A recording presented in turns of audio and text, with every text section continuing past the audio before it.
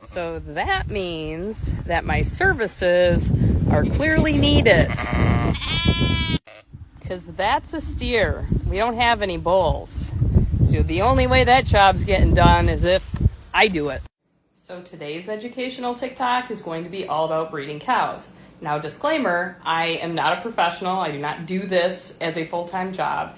And I taught myself. I forced myself to learn last year because I didn't want to keep a bull anymore. And I decided to invest in a tank and a bunch of semen to stock that tank. And this cow that I'm going to be breeding is actually the very first cow that I ever bred, and she took on the first shot. So pretty cool. So the first step in this process is heating up the water so that you can thaw the semen. Usually you're aiming for 95 to 100 degrees Fahrenheit. Some people have electric ones so that they don't have to run water. Unfortunately, I don't have one because I only got now I've got 10 cows to breed.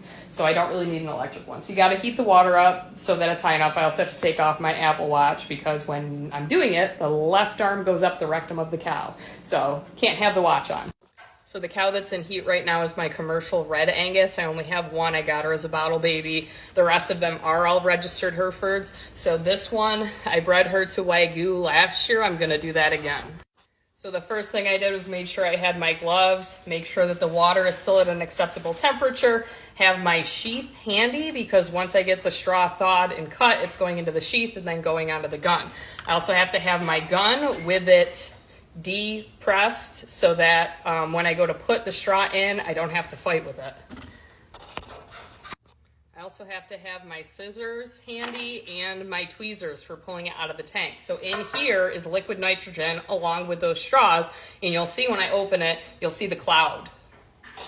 It's been a while since I've had to be in here, so I think I'm in section 1. Yep. And of course, this is very cold, so you can damage the straws if not handled properly. This stays in that water, that hot water, for about a minute. So I'm going to be watching my phone to make sure. So I got that clip back on there. That once this is done thawing, I have to wipe it off, then I will cut it. I'm not going to film that part because I'm going to run out of time. Time is up, time to pull it out and cut it. So I'm going to pull it out, dry it off.